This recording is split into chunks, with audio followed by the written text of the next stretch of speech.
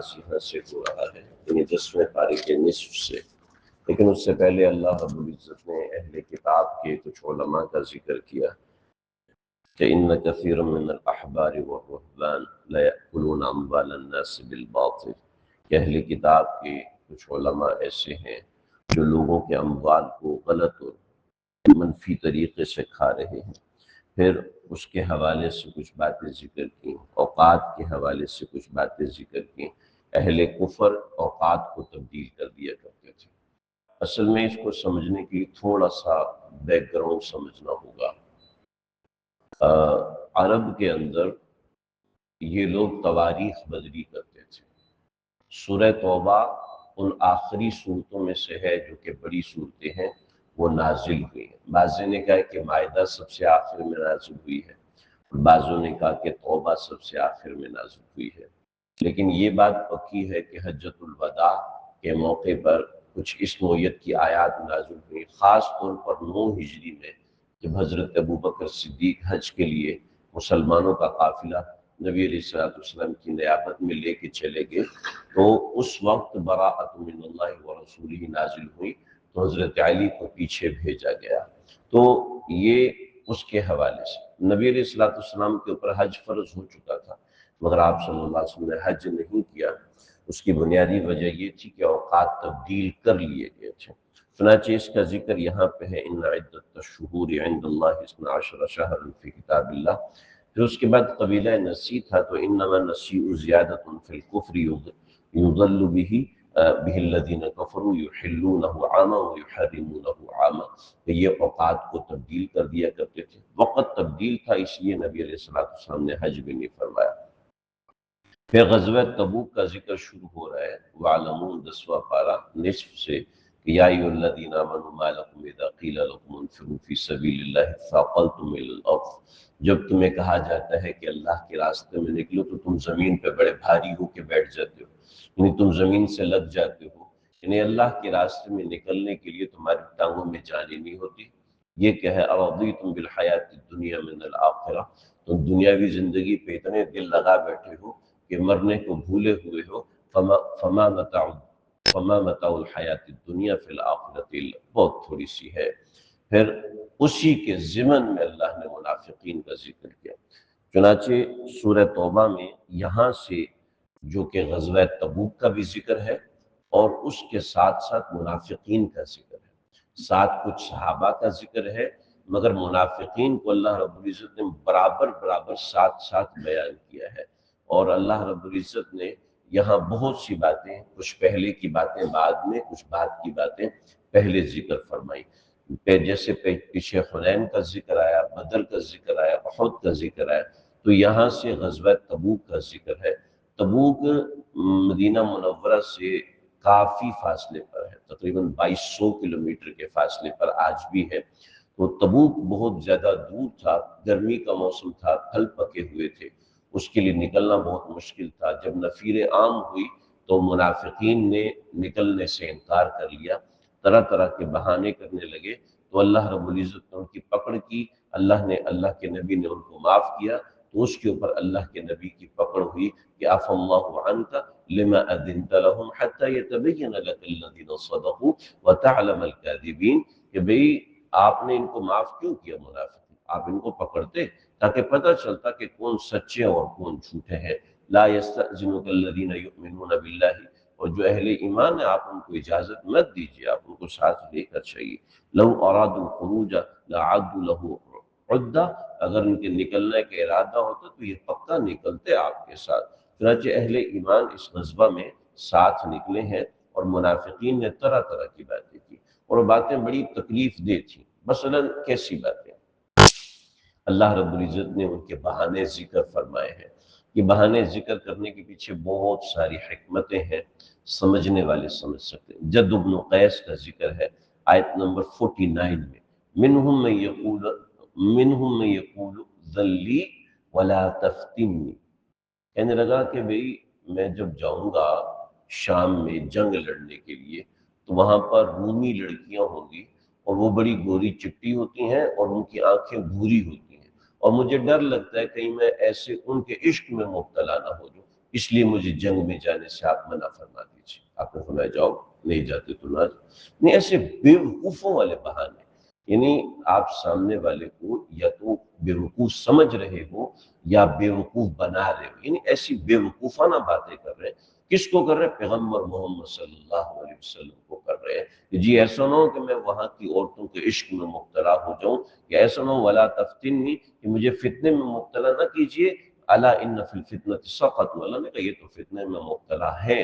یعنی طرح طرح کے بہانے بنانا دین سے بھاگنے کے لیے، دین پہ عمل سے بھاگنے کے لیے۔ تو اس نوعیت کے بہانے اللہ رب العزت نے ان کے ذکر فرمائے کہ انہوں نے اس طریقے سے معاملات کیے۔ پھر اس کے بعد اموال کی تقسیم کے حوالے سے معاملات ہیں، انما الصدقات للفقراء، بعد میں نہیں بلکہ درمیان میں باتیں آتی ہیں۔ پھر اس کے بعد ومنهم الذين يؤذون النبي ويقولون هو اذن، اور منافقین کا ذکر ہے۔ منافقین کے ذکر میں ایک خاص بات کہ منافقین کہتے ہیں ہوا اذن، نبی تو سراپا کان ہے، نبی سراپا کان ہے، یعنی ان کو ہر بات کی خبر پہنچ جاتی ہے، کہیں بھی کیسی بھی بات کی جائے۔ یعنی منافقین نے تنہائی میں بیٹھ کے مشورہ کیا کہ ہم کس طریقے سے غزوہ تبوک سے بھاگیں، مگر اللہ رب العزت نے اس کو وحی کے ذریعے بیان کیا۔ کئی مرتبے تو منافقین نے یہ طنز کسا کہ بھئی یہ تو کان کی طرح ہر بات کی ان کی خبر مل جاتی ہے۔ پھر اس کے بعد منافقین کا اور تذکرہ ہے، یحلفون باللہ لکم لیرضوکم، کہ منافقین قسمیں کھائیں گے تاکہ وہ آپ کو راضی کرے کہ ہم سچی بات ہے، ہم جانے کے قابل نہیں ہیں جنگ کے اندر۔ یعنی مشکل وقت میں منافق قسم کے لوگ کبھی بھی ساتھ نہیں دیتے، جو دل سے آپ کے ساتھ نہیں ہوتے وہ ساتھ نہیں دیتے۔ چنانچہ یہ مکمل تفصیل منافقوں کی ہے کہ والمؤمنون والمؤمنات بعضهم اولیاء بعض یأمرون بالمعروف وینہون عن المنکر، اور اسی طریقے سے منافقین کے بارے میں ہے کہ منافق منافقوں کے دوست ہوتے ہیں، اور وہ کیا کہتے ہیں، وہ برائی کا حکم دیتے ہیں اور نیکی سے روکتے ہیں اور خیانت کرتے ہیں، تو ان کا برے انجام کا ذکر ہے۔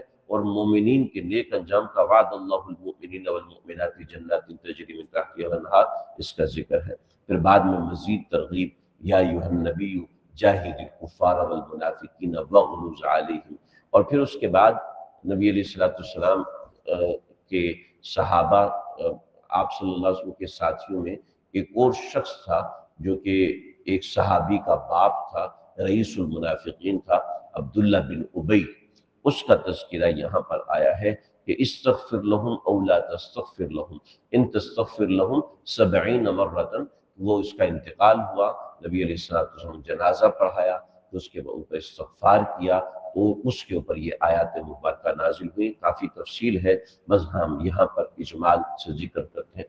پھر منافقین جب اپنے نفاق کی بنیاد پر کسی کا ساتھ نہیں دیتے تو پھر خوش ہوتے ہیں، دیکھو ہماری جان بچ گئی، دیکھو کس طریقے سے ہم بچ گئے ہیں۔ چنانچہ اسی کا ذکر فرح المخلفون بمقعدهم خلاف رسول اللہ وکرہوا ان یجاہدوا باموالہم وانفسہم، ان کو برا لگتا ہے کہ وہ اپنے اموال کے ذریعے، اپنی جان کے ذریعے محمد صلی اللہ علیہ وسلم کا ساتھ دیں۔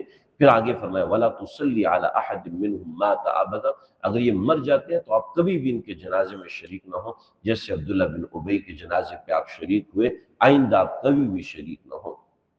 پھر اس کے بعد 11ویں پارے میں غزوہ تبوک سے واپسی کا ذکر ہے۔ جب نبی علیہ السلام غزوہ تبوک سے واپس تشریف لائے تو سارے منافقین، یہ کوئی 80 کی تعداد سے 80 یا 88 کی تعداد میں تھے، تو یہ سارے لائن لگا کے آئے نبی علیہ السلام کے پاس، اور آ کے آپ صلی اللہ علیہ وسلم سے عذر کرنے لگے، یعتذرون الیکم اذا رجعتم الیہم، جب آپ واپس لوٹیں گے نا تو یہ آپ سے معذرت کریں گے کہ جی ہمارے ساتھ یہ مسئلہ تھا، وہ مسئلہ تھا، ادھر ادھر کی کہانیاں سنائیں گے، بچہ بیمار، یہ بیمار، وہ بیمار۔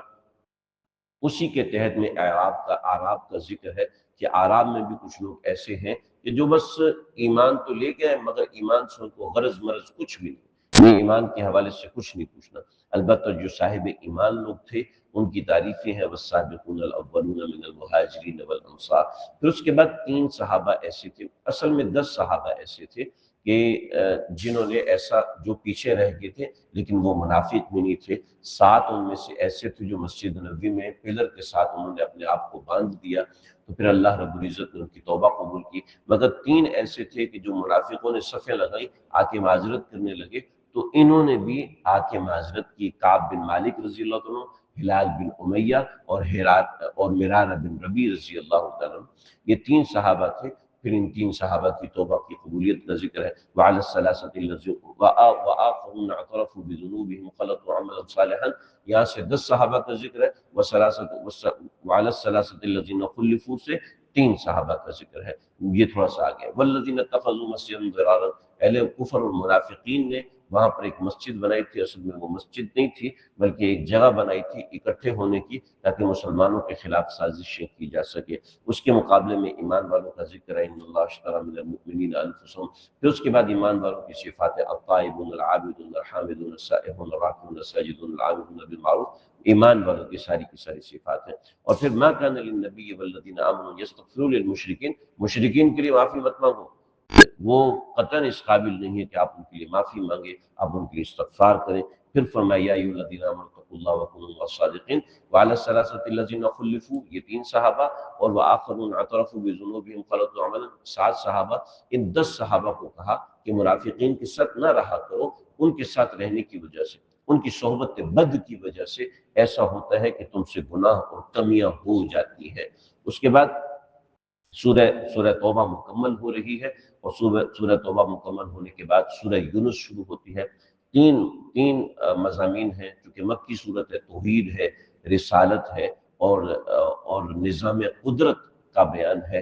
اصل میں آخرت کا بیان ہوتا ہے، مگر اس کے ساتھ نظام قدرت کا بیان ہے۔ الف لام را سے یہ کہانی شروع ہوتی ہے۔ اکان للناس عجبا ان اوحینا، سورہ یونس کے اندر آخر میں 3 واقعات ہیں، جس میں سے آخری قصہ حضرت یونس علیہ السلام کا ہے۔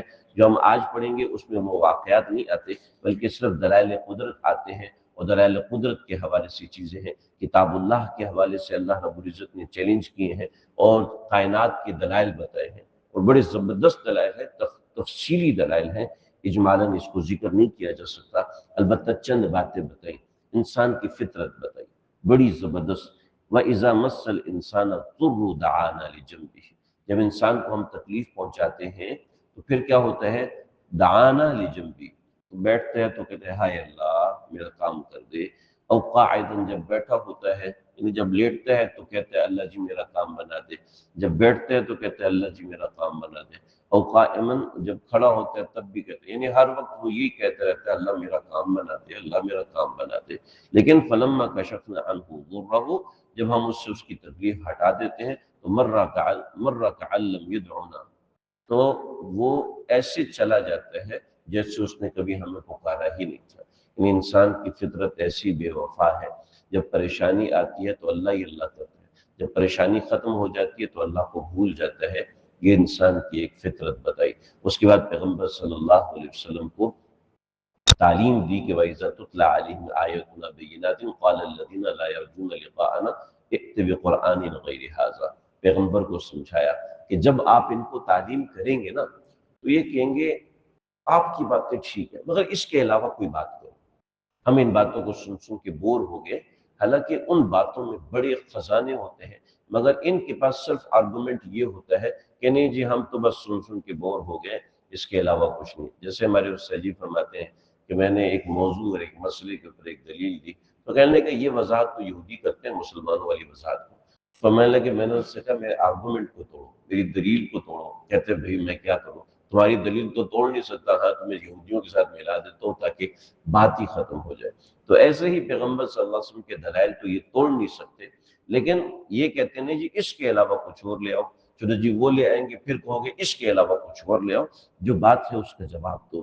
پھر اس کے بعد سمجھایا کہ انسان کا بائی ڈیفالٹ مسلک یہ ہے کہ انسان کسی کو فالو کرتا ہے۔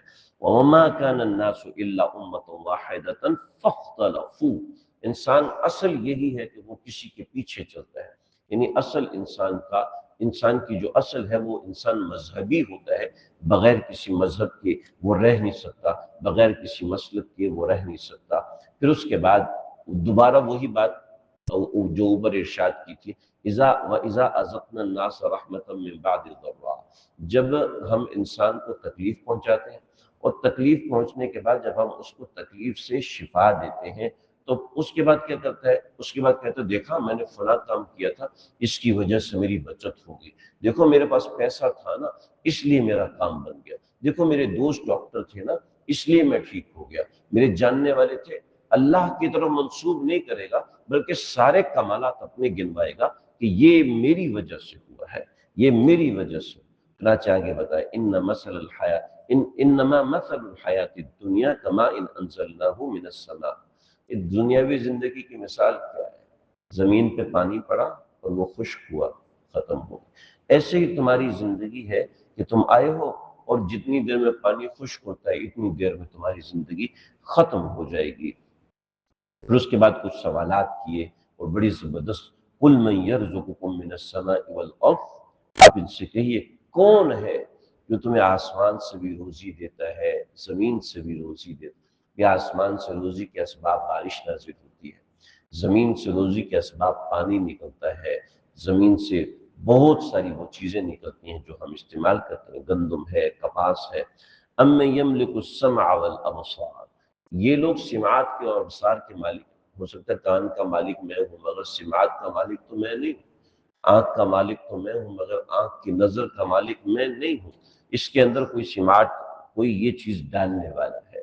اور پھر اس کے بعد اور سوال و جواب کیے، قل هل من شرکائکم من یبدأ الخلق ثم یعیدہ، پوری کائنات میں کوئی ایسا ہے جو یہ کہتا ہے کہ شعور میں نے پیدا کیا، نظر میں نے دی، آنکھ کے اندر بصارت میں نے رکھی، کان میں سماعت میں نے رکھی ہے، تو یہ اس نوعیت کی چیز ہے۔ پھر اس کے بعد قرآن کے حوالے سے اللہ رب العزت نے چیلنج کیے، دلائل قدرت دی ہے، ان للہ ما فی السماوات والارض الا ان وعد اللہ حق، اور پھر اہل ایمان کا تذکرہ ہے، الا ان اولیاء اللہ لا خوف علیہم ولا هم یحزنون الذین آمنوا وکانوا یتقون، ایمان والوں کا تذکرہ ہے، اور پھر ایمان والوں کے تذکرے کے ساتھ ان کے حق پر ہونے کی نشانیاں ہیں، جو وہ نشانیاں جو ہمیں نظر آ رہی ہوتی ہیں، جیسے کہ رات کا آنا یہ نشانی ہے، وہ هو الذی جعل لکم اللیل لتسکنوا فیہ والنہار مبصرا، یہ ساری کی ساری نشانیاں، یعنی یہ دیکھو ہم نے رات بنائی، ہم نے زمین بنائے، ہم نے آسمان بنائے، اور ہم نے اس نوعیت کی دوسری چیزیں دنیا کے اندر متاع اور سامان بنائے رہنے کے قابل، تو یہ سب ہم نے بنائے ہیں، لہٰذا ہمارے پیچھے چلو، ہماری اتباع کرو۔ تو یہاں پہ 11ویں پارہ کا سدس مکمل ہوا، یعنی 3/4 حصہ مکمل ہو گیا، ایک حصہ باقی ہے، انشاءاللہ کل پڑھیں گے۔ اللہ سمجھنے کی توفیق۔ صلی اللہ